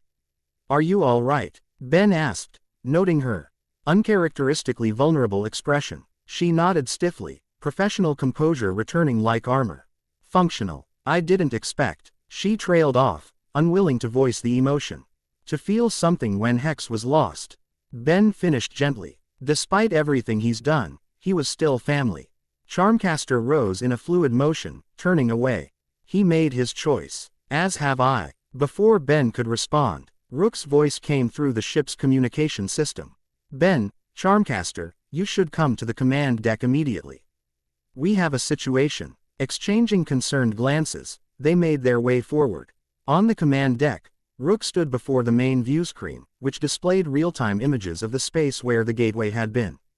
Instead of empty void, a nebula-like cloud of energy now filled the region, swirling in patterns that seemed almost deliberate.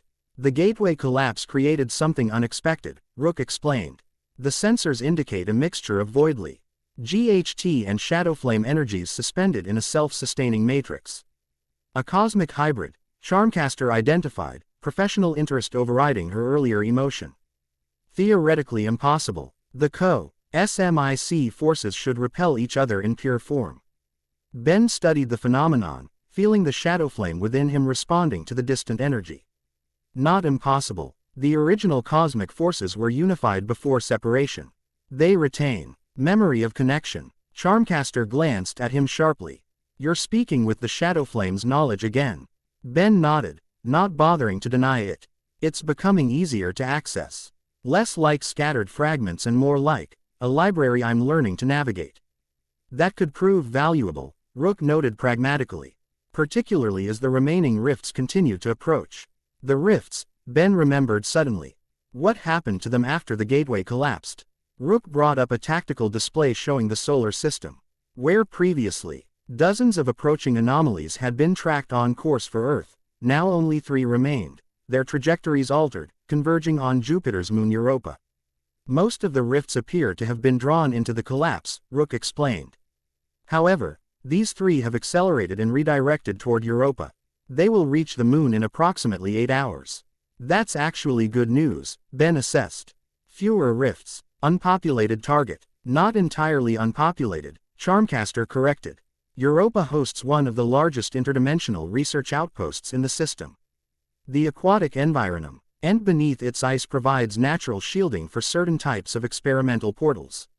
Ben raised an eyebrow. "And you know this because magical practitioners are often consulted on interdimensional stability."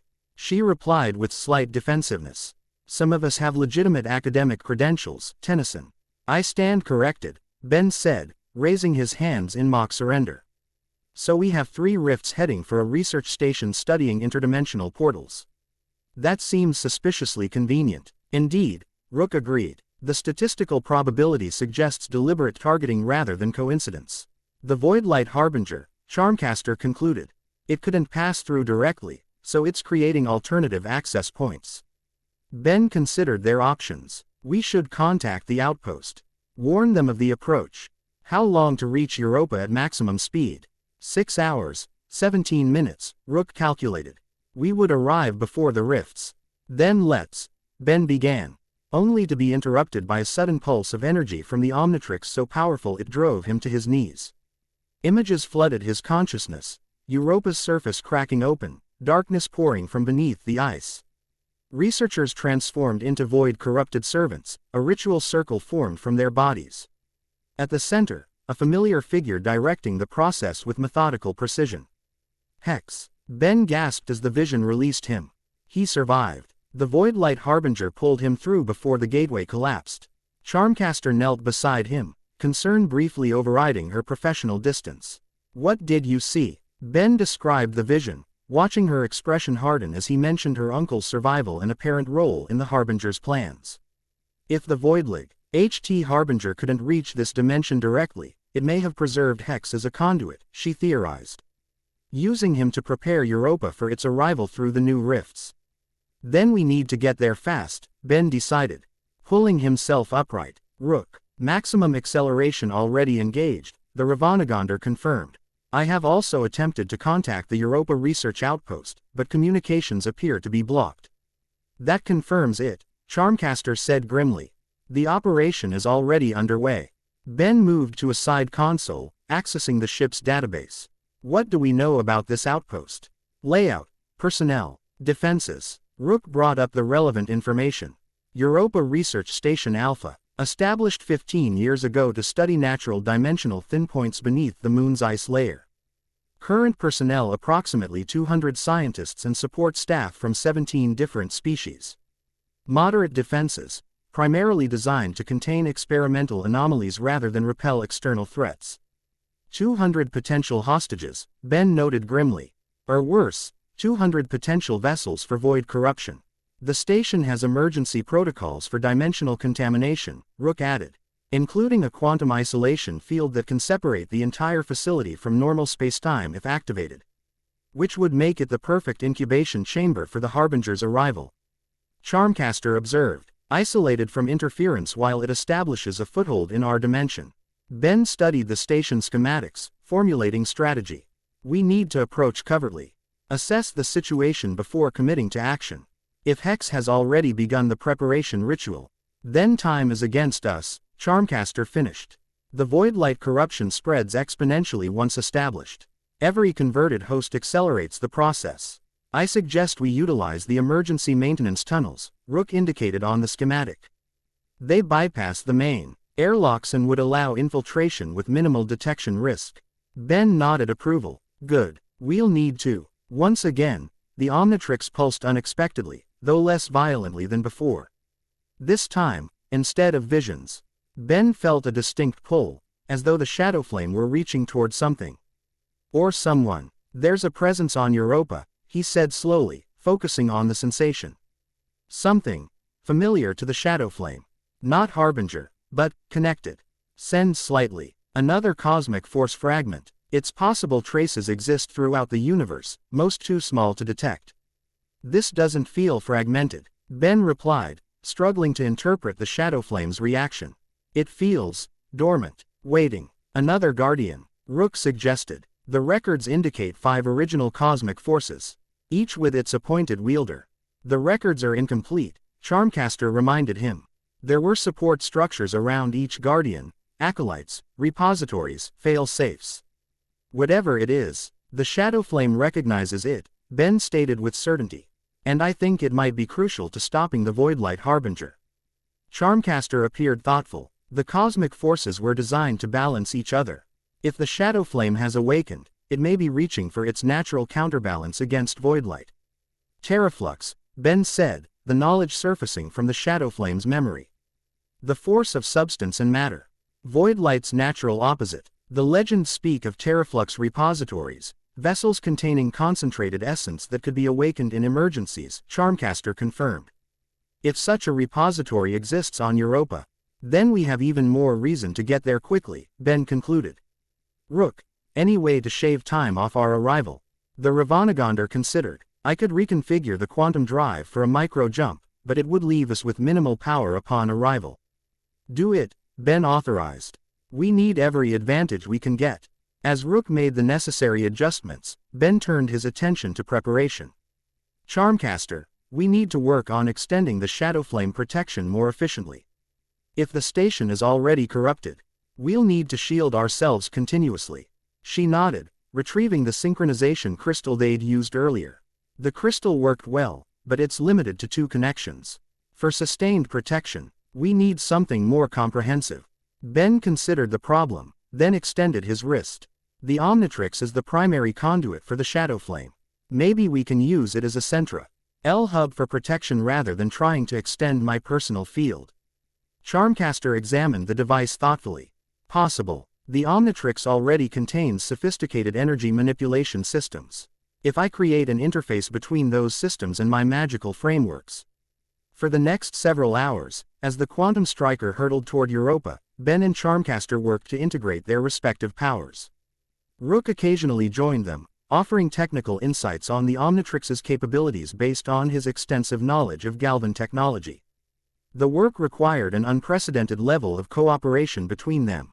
Charmcaster had to reveal magical principles normally kept secret within her discipline, while Ben had to allow her access to the Omnitrix in ways he'd never permitted anyone except its creator, Azimuth. Gradually, a new respect developed between former enemies. Ben found himself impressed by Charmcaster's methodical intelligence and encyclopedic knowledge of interdimensional theory. She, in turn, seemed surprised by his intuitive grasp of complex concepts and willingness to listen rather than rush headlong into action as he might have in his youth. "You've changed, Tennyson," she observed during a brief rest period. 5 years ago, you would have transformed into the biggest alien available and tried to punch the Harbinger into submission. Ben smiled ruefully. 5 years ago, that approach worked more often than it should have. The universe has gotten more complicated since then. Or perhaps you've simply grown more aware of the complications that were always there, she suggested. Before Ben could respond, Rook's voice came through the communication system. "We are approaching Europa, microjump complete in 30 seconds. All personnel secure for deceleration." They returned to the command deck as the ship emerged from its accelerated state, the sudden transition causing the vessel to shudder despite its advanced compensators. Through the viewport, Europa's ice-covered surface gleamed like a massive pearl against the backdrop of Jupiter's swirling storms. "Scan complete," Rook reported, concern evident in his voice. "The situation appears worse than anticipated." The main screen displayed thermal imaging of the research station beneath the ice. Where there should have been orderly patterns of heat signatures indicating normal operations. Instead, chaotic energy fluctuations pulsed throughout the structure. 3 distinct anomalies, the approaching rifts, were visible in orbit, their trajectories converging on a point directly above the station. Most disturbing, however, was a massive cold spot at the center of the facility, an area of absolute zero temperature that should have been physically impossible to maintain within the station's environment. "The void light ritual has already begun," Charmcaster identified grimly. "That cold spot is dimensional thinning. The barrier between our reality and the void is being systematically weakened." "How long do we have?" Ben asked, studying the readings. "Hours at most," she estimated. "Once the rifts arrive, the process will accelerate exponentially." Ben made his decision. "We go in now. Rook, take us down to the secondary maintenance access point here," he indicated on the schematic. "Minimal signatures, maximum stealth." "What about the ship?" Rook asked practically. "If the Harbinger establishes presence, the Quantum Striker would be detected immediately." "Set it to maintain orbit on the far side of Europa," Ben instructed. "Automated return protocol if we signal. We go in light and fast." As they prepared for insertion, Ben felt the Shadowflame's pull strengthen, an insistent tug toward whatever lay dormant on the moon below. The energy seemed almost eager, responsive in a way it hadn't been previously. Charmcaster noticed his distraction. "The connection is getting stronger." Ben nodded. "Whatever's down there, the Shadowflame wants to reach it badly. Then we follow that instinct," she decided. The cosmic forces existed in balance for eons. If Shadowflame and Terraflux can be reunited against Voidlight, we might have a chance, Ben finished. The Quantum Striker descended silently through Europa's thin atmosphere, its advanced stealth systems rendering it nearly undetectable. They touched down approximately 2 kilometers f. Rom, the research station's secondary access point, a maintenance shaft that extended from the surface down through the ice to the main facility. As they donned environmental suits modified with their integrated Shadowflame protection, Ben felt a growing sense of urgency. The Omnitrix pulsed with increasing frequency, the Shadowfire energy visible beneath his skin in constant motion. "Remember," he cautioned as they prepared to disembark, "we don't know how many of the station's personnel have been corrupted. Non-lethal containment only. The void corruption may be reversible if we can eliminate the source quickly enough." Charmcaster added, "Most hosts can recover if exposure is limited and properly treated." Rook checked his proto-tool one final time. "I have configured non-lethal suppression settings calibrated for void energy signatures." The airlocks cycled, and they stepped out onto Europa's frozen surface.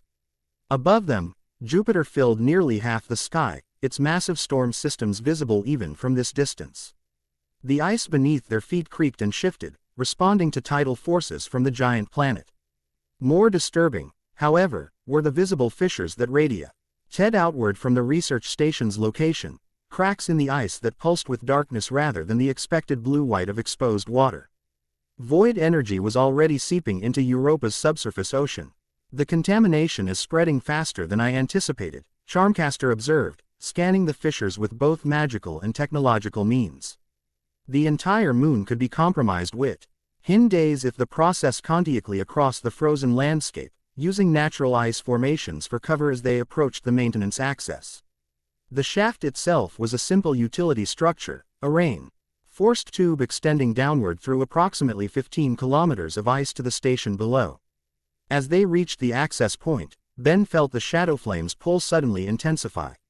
"Whatever the energy is responding to, it's directly beneath us, not in the station itself, but deeper, maybe in the ocean below." Charmcaster frowned. "The natural dimensional thin points are in the ocean.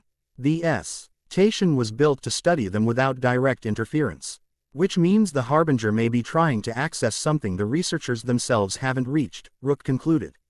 The access hatch yielded easily to Rook's override codes, too easily. No security protocols challenged them, no automated systems registered their presence. The shaft beyond was dark, emergency lighting offline. "Power's been diverted," Ben noted as they began their descent using built-in ladder rungs. "Probably feeding whatever ritual Hex is conducting." The journey downward was tense but uneventful. As they descended deeper into Europa's ice shell, the temperature dropped despite their environmental suits, compensation. Not normal cold, but something more fundamental, as though warmth itself were being leached from reality. "Void contamination," Charmcaster explained, noticing Ben's reaction to the unnatural chill. "It doesn't just affect physical temperature, it dampens energy at the quantum level." After nearly an hour of descent, they reached the station connection point. The massive airlock that should have regulated access to the research facility hung partially open, its mechanisms frozen in mid-cycle. Beyond, emergency lighting cast intermittent red illumination across what had once been a reception area. Now it was something else entirely. The walls were covered in frost that formed distinct patterns, not random crystallization but deliberate sigils that pulsed with darkness. The floor bore scorch marks in circular arrangements surrounding a central point where the metal had been physically altered, molecular structures realigned into unfamiliar configurations. A transit point, Charmcaster identified, examining the markings. Someone or something passed through here, from elsewhere to deeper within. Ben activated the Omnitrix, scrolling through available transformations. "I'm going with Heat Blast. Fire should be effective against void energy, and the illumination will help us navigate." The transformation was smooth, shadow fire integrating seamlessly with the Pyronite's natural flames to create a form that burned with supernatural intensity.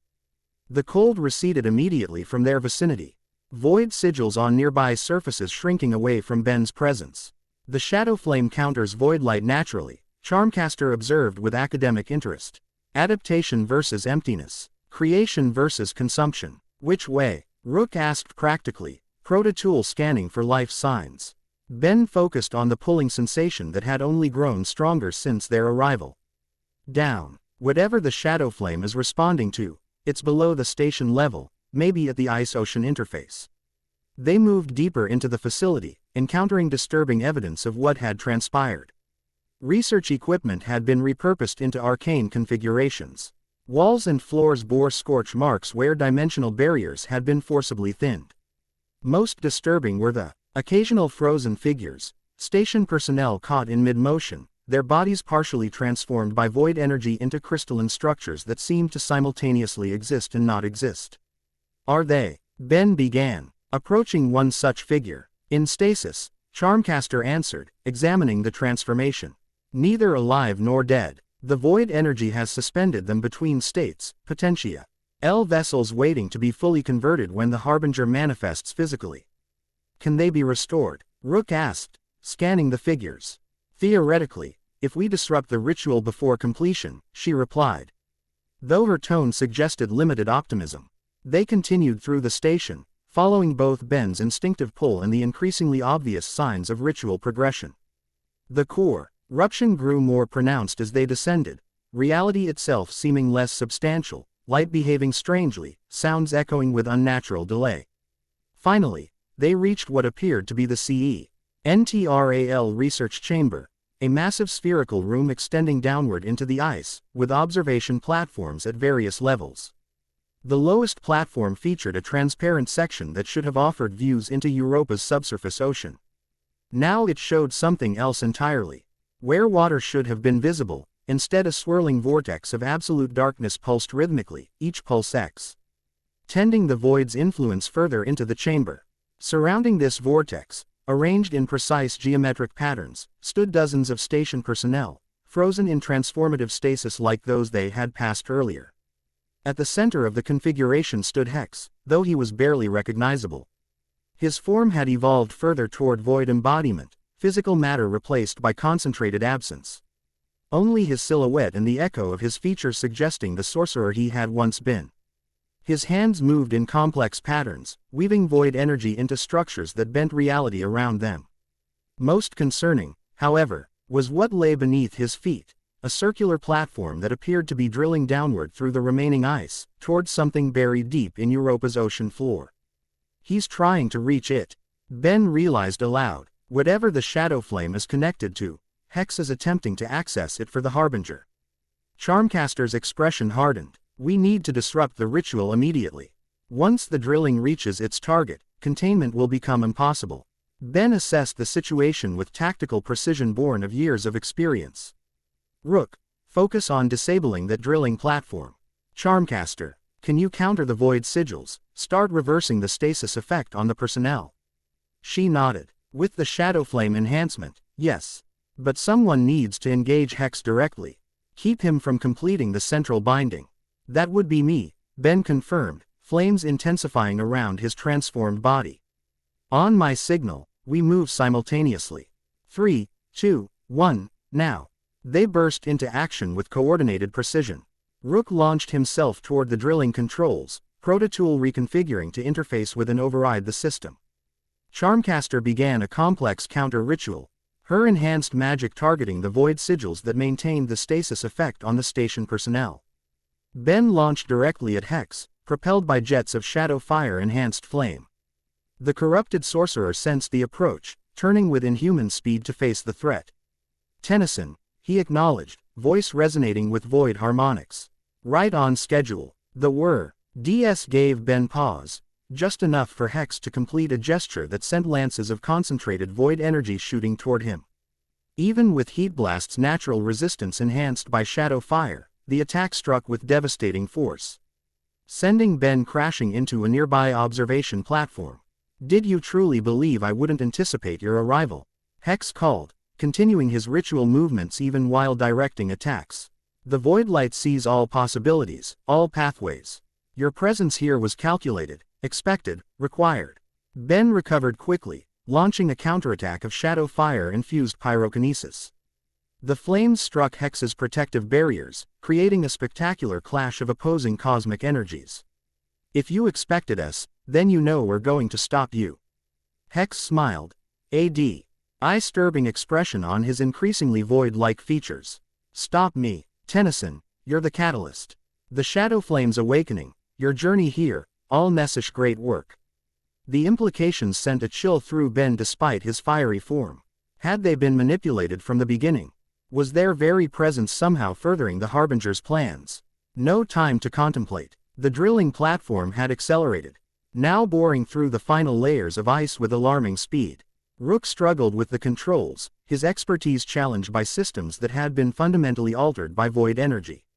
"I cannot halt the drilling process," he reported. "The controls have been completely overridden by some external force." Charmcaster wasn't faring much better. While her counter ritual had begun to affect the stasis fields, the void sigils were actively resisting, adapting to her attempts at disruption. "The pattern is self-reinforcing," she called. "Every countermeasure I implement is being analyzed and neutralized." Ben intensified his assault on Hex, recognizing that the sorcerer was the linchpin of the entire operation. Shadow Fire and Pyronite Flame combined in increasingly sophisticated attacks, probing for weaknesses in the void defenses. For a moment, it seemed he might be succeeding. Several attacks penetrated the outer barriers, causing Hex to stagger slightly, his ritual gestures momentarily disrupted. The void vortex pulsed erratically, its expansion temporarily halted. Then the drilling platform broke through completely. A massive section of ice gave way, revealing not the expected ocean waters, but a chamber, ancient beyond reckoning, its walls covered in symbols that predated human civilization by eons. At its center rested a crystalline structure that pulsed with earth-toned energy in direct response to Ben's shadow fire. "The Terraflux repository," Hex announced triumphantly, "sealed away when the Guardians fell, waiting for the proper alignment to be reawakened." The shadow flame within Ben reacted powerfully to the exposed repository, surging toward it with such force that his transformation wavered, shadow fire threatening to abandon Heatblast's form entirely to reach its cosmic counterpart. "Ben," Charmcaster called in warning, "don't let the shadow flame act independently. If the cosmic forces reconnect without proper containment." Her warning came too late. A tendril of shadow fire shot from Ben toward the repository, while simultaneously, earth-toned energy rose from the crystalline structure to meet it. The two forces touched, and reality shattered. Time stopped. Space folded. Perception expanded beyond normal limits. Ben found himself floating in a realm between realms, no longer Heatblast or human, but pure consciousness wrapped in shadow fire energy. Before him stood a figure, humanoid but clearly not human, its form composed of living crystal and flowing earth energies. "Guardian," the figure greeted, its voice resonating on frequencies beyond conventional sound. "After so long, the shadow flame returns to its rightful wielder." "I'm not a guardian," Ben replied, somehow communicating despite lacking physical form. "Just someone trying to prevent cosmic disaster." The crystalline being studied him with faceted eyes that reflected infinite possibilities. "Yet you bear the shadow flame in its purified state, so nothing only a true guardian can achieve. The cosmic force has chosen you, Benjamin Tennyson." "How do you know who I am?" Ben asked, increasingly certain this was no mere repository. "I am Lithos, last acolyte of the Terraflux Guardian," the being explained. "When my master fell to corruption, I sealed myself away with a fragment of Terraflux, preserving it from the Harbingers until balance could be restored." Understanding dawned. "You've been waiting for the shadow flame to be purified again." "For eons," Lithos confirmed. "The cosmic forces must exist in balance." When the shadow flame guardian fell, becoming Harbinger, the others soon followed. "Only through re-establishing pure wielders can the corruption be reversed." "And you think I'm the new shadow flame guardian?" Ben asked skeptically. Despite the evidence of the energy flowing through him, the Omnitrix made it possible, Lithos explained. "Its function, to preserve and protect genetic diversity, resonates perfectly with the shadow flame's purpose of adaptation and transformation. When the dormant energy encountered your device, it recognized a worthy vessel and awakened. That's why the Harbingers are so determined to claim it," Ben realized. A purified cosmic force could challenge their dominance. More than challenge, Lithos corrected. It could begin their redemption. "The Harbingers are not inherently evil, Guardian.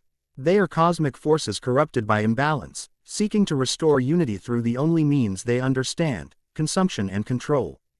The implications were staggering. So stopping them isn't enough. They need to be purified, restored to their original purpose. "Precisely," Lithos confirmed, "beginning with the Voidlight Harbinger, whose arrival is imminent. But you cannot face it alone, even with the shadow flame. You need Terraflux as counterbalance. Is that why the Shadowflame was pulling me here? To find you. To find what I protect, Lithos clarified. I am merely caretaker. The Terraflux requires a worthy wielder of its own. Before Ben could question further, the timeless moment began to fade. Reality reasserted itself, the between realm dissolving as cosmic forces realigned. Choose wisely, Guardian, Lithos's voice echoed as the vision ended. The balance depends on complementary forces working in harmony. Ben gasped as awareness returned to his physical form. He was human again, the heat blast transformation having reverted during his communion with Lithos. Around him, the research chamber had changed dramatically. The void vortex had expanded, now, encompassing nearly half the spherical space. The drilling platform had completely revealed the ancient chamber, the Terraflux repository glowing with increasing intensity. Hex stood at the juncture between them, his form now almost completely transmuted into void energy. Most concerning, the rifts they had tracked to Europa were now visible through the station's exterior viewports, 3 massive tiers in reality converging directly above their position. Ben, Charmcaster called, her magical barriers straining against the void energy's encroachment. Whatever happened to you, we're out of time. She was right. The void vortex had begun to form a distinct shape, a massive figure emerging partially into their reality, trailing captured stars in its wake. The void light harbinger was manifesting. Ben made his decision instantly. The shadow flame surged within him, responding to his newfound understanding of its purpose. The Omnitrix activated without physical contact, displaying not eye-visual alien forms but hybrid combinations, adaptive composites optimized for the current threat. As he selected the transformation, Ben called out to Charmcaster. The repository. It needs a wielder, someone with knowledge of cosmic forces and the discipline to contain primordial energy. Understanding dawned in her eyes as she glanced between Ben and the ancient chamber. You can't mean, there's no one else qualified. Ben insisted as the transformation began. Rook, get to the surface. Signal the striker for emergency extraction. The Ravanagonder hesitated only briefly before nodding. Be careful, both of you. As Rook retreated, Ben's transformation completed. The adaptive composite form combined elements of Atomix's energy manipulation, feedback's absorption capabilities, and Alien X's cosmic resistance, all enhanced and unified by the fully awakened Shadowflame. Simultaneously, Charmcaster made her choice. With a complex gesture that dispersed her defensive barriers, she launched herself toward the exposed repository. Hex, recognizing her intent, abandoned his ritual position to intercept. No, the corrupted sorcerer roared. The Terraflux belongs to the Voidlight. The balance must not be restored. Ben intercepted him with devastating precision, shadow fire meet clash that sent ripples through local spacetime. The balance is exactly what needs restoration, he countered, voice resonating with newfound authority. As they battled, Charmcaster reached the repository. Without hesitation, she placed her hands on the crystalline structure, allowing the earth-toned energy to flow into her. Her body arched as primordial power filled her, silver hair floating upward as Terraflux energy reorganized her very molecular structure to accommodate its essence. The Void Light Harbinger, sensing the imminent threat to its plans, accelerated its manifestation. The void vortex expanded explosively, reality thinning to transparency as the massive entity pushed further into their dimension. Hope, Ben called, using Charmcaster's true name. We need to synchronize the forces. Through the haze of transformation, her eyes met his, now glowing with the same earth-1 energy that flowed throughout her body. Understanding passed between them without words. Together, they turned toward the encroaching harbinger. Shadow fire and earth energy spiraled around each other, forming a double helix of cosmic power that stretched between them.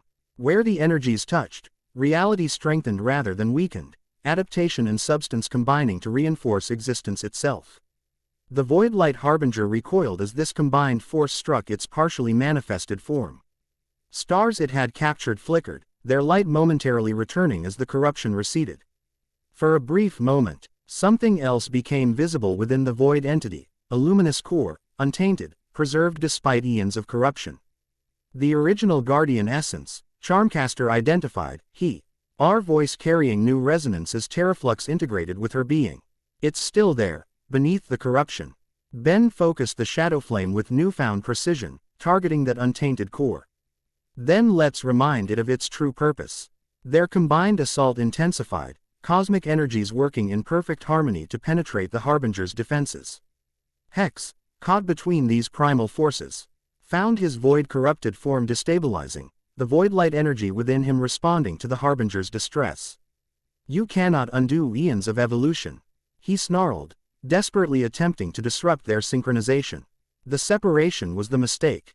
Unity through void is the only path to perfection. Unity through balance, Ben corrected, redirecting a portion of their combined energy to contain Hex. Not dominance of one force over others. The void-light Harbinger's manifestation faltered as more of its corrupted energy reverted to purer forms.